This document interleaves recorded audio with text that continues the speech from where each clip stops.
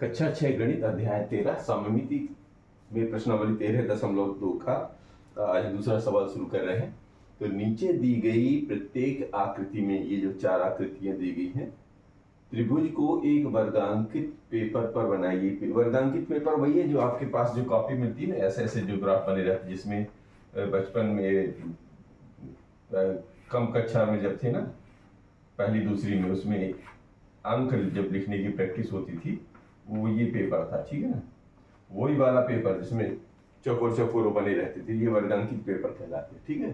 तो वही कॉपी के लिए बोला गया है, या तो फिर ग्राफ पेपर ले लो, दोनों चीजें ठीक है, सेम है। तो प्रत्येक में सममित रेखाओं या रेखा या समरेखाओं को यदि है तो उन्हें खींचिए। अब मान लीजिए वर्गांकित पेपर पे बना हुआ है, ठीक है, इस पेपर पे ये सारे बने हुए हैं। अब इसमें मुख्य सममित रेखा खींचना है। त्रिभुज के प्रकार को पहचानिए। पहले ये भी देखना है कि किस प्रकार का त्रिभुज है। आप उनमें से कुछ आकृतियों का अनुरेख ट्रेस करना पसंद कर सकते हैं। ट्रेस का मतलब होता है कि उसी में ऐसे ही पेपर पे रख देना। पहले पेपर को मोड़ने वाली विधि द्वारा प्रयास करें। वो बटर पेपर आता है ना, व्हाइट वाला, उससे भी आप ऐसा कर सकते हो।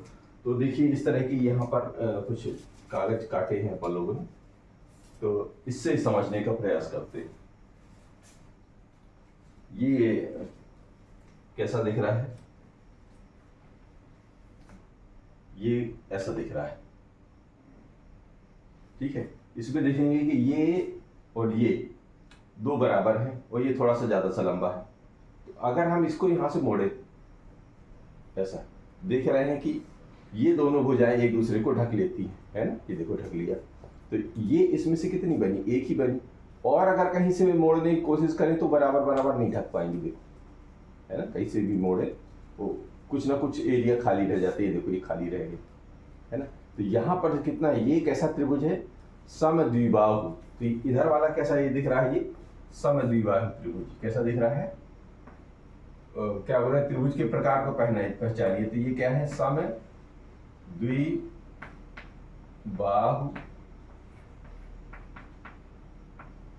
त्रिभुज, ये ऐसा है। अब समद्विबाहु त्रिभुज में केवल एक ही यहां से रेखा जाती है, बाकी और करेंगे तो वो एक दूसरे को फिट नहीं बैठेगा, यानी कुछ ना कुछ इलाका छोड़ देगा। तो यहाँ पर जो सममिति बनी वो ये बनी, ये सममिति। तो कितनी सममित रेखा को अगर ज्यादा है तो ज्यादा पहचानिए। तो इसमें तो एक ही बना, इसका नाम रख दो, मान लो ए है, हम भी ए ही रख देते, सममित रेखा का नाम ही ए रख देते, ठीक है। दूसरा लेते हैं, ये कैसा दिख रहा है? ऐसा दिख रहा है। तो इसको ऐसा ट्रेस करने के बनाते हैं। तो एक कागज लेते हैं, उसमें ऐसा ट्रेस करते हैं और फिर इसको क्या करते हैं? ऐसा देखते हैं कि देखो ये दोनों बराबर हैं और ये यहाँ से मोड़ते हैं तो ये पूरा पूरा ढक लेता है। तो ये भी एक समद्विबाहु त्रिभुज हो गया, ठीक है ना। ये समझ पा रहे हैं ना, ये समद्विबाहु त्रिभुज हो गया। तो यहाँ पर भी ये हो गया समद्विबाहु त्रिभुज। समद्विबाहु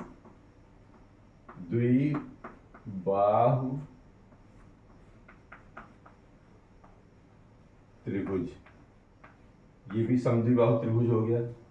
समद्विबाहु त्रिभुज है तो एक यहां से ये डाल दीजिए रेखा, क्योंकि बी वाला है, इसकी रेखा का नाम बी डाल दीजिए।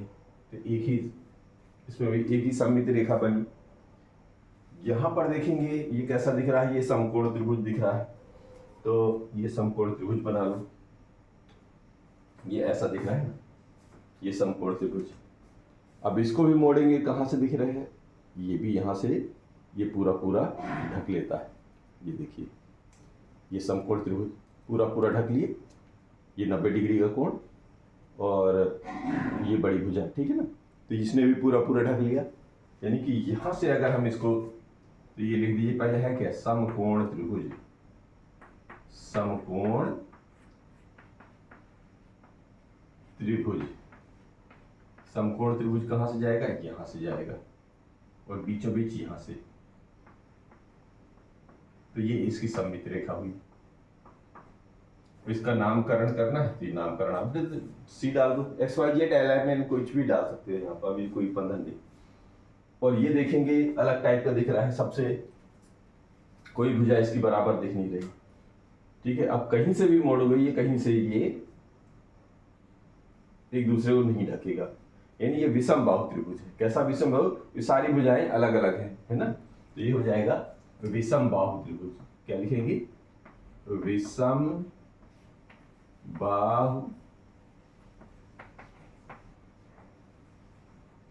त्रिभुज, ये विषम बाहु त्रिभुज। और विषम बाहु त्रिभुज में कोई सममित रेखा नहीं है, तो इसमें लिखेंगे कोई सममित रेखा नहीं, क्योंकि ये पूरी पूरी कहीं से भी मोड़ेंगे तो ढकेगा नहीं। कोई सममित रेखा नहीं, या शून्य सममित, ठीक है ना, ऐसा लिख सकते हैं। तो ये रहा दूसरा। अब लेते हैं इसी का तीसरा। अब इसी का तीसरा प्रश्न है कि निम्न तालिका को पूरा कीजिए। ये तालिका बनी हुई है, इधर लिखा है आकार, इधर लिखा है आकृति खाका या रूपरेखा, और इधर सममित रेखाओं की संख्या। तो ये जैसा जैसा बोल रहे हैं वैसा वैसा यहाँ फोटो बनाना है अपने को, मतलब चित्र बनाना है, फिर उसी का सममित रेखाएं निकाल के लिख देनी है। तो समबाहु, समबाहु त्रिभुज कैसा होता है? देखिए, समबाहु त्रिभुज होता है जिसकी सभी भुजाएं बराबर हों, ऐसे समबाहु। तो समबाहु त्रिभुज की सममित रेखाएं कहाँ से होती हैं? एक तो बीचों बीच खींचेंगे तब भी ये यहाँ से इसको पूरा पूरा ढक लेता है, तो ये इसको लिखते चले, ये बन गया एक। इस कोने से भी लेंगे तब भी ये पूरा पूरा ढक लेगा, यानी कि सममित रेखा बन जाएगी। ये लिख लेते हैं दो, इधर से भी डाल के देख लीजिए, ये यहाँ से कट जाएगी तो यहाँ से भी ये तीसरी बन गई। ठीक है, तो एक दो तीन, तो यहाँ कितनी निकल आई? इसमें से निकल आई सममित रेखाओं की संख्या 3। वर्ग, वर्ग कैसा होता है? वर्ग की सभी भुजाएं बराबर होती हैं। ये देखिए, ये वर्ग बना लेते हैं।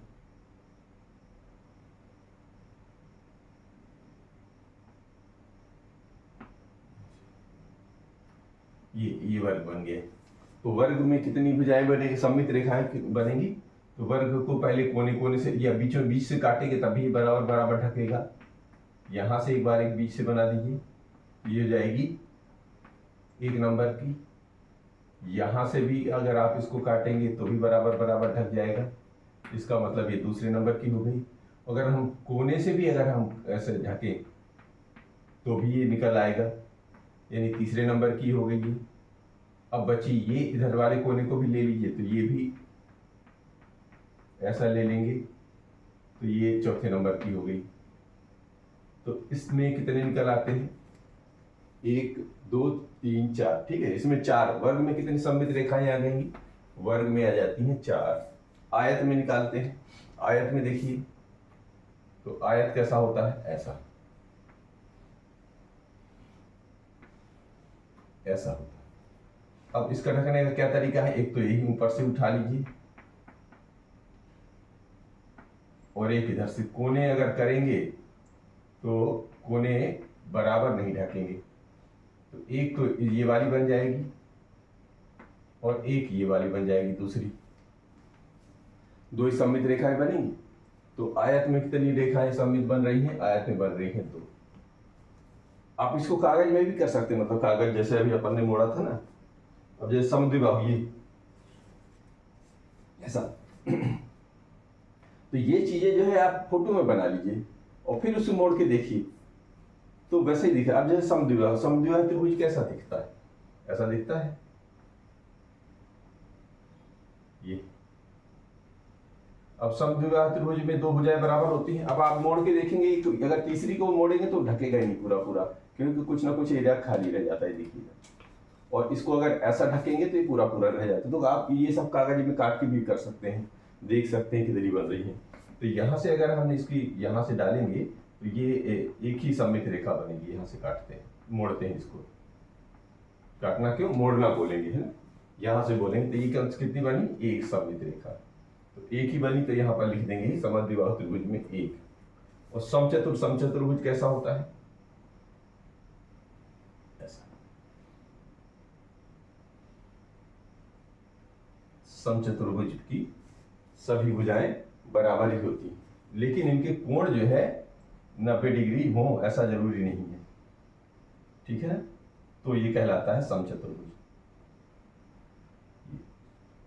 अब समचतुर्भुज में क्या करेंगे, ऊपर से चलेंगे, क्योंकि बीच से काटेंगे तो ये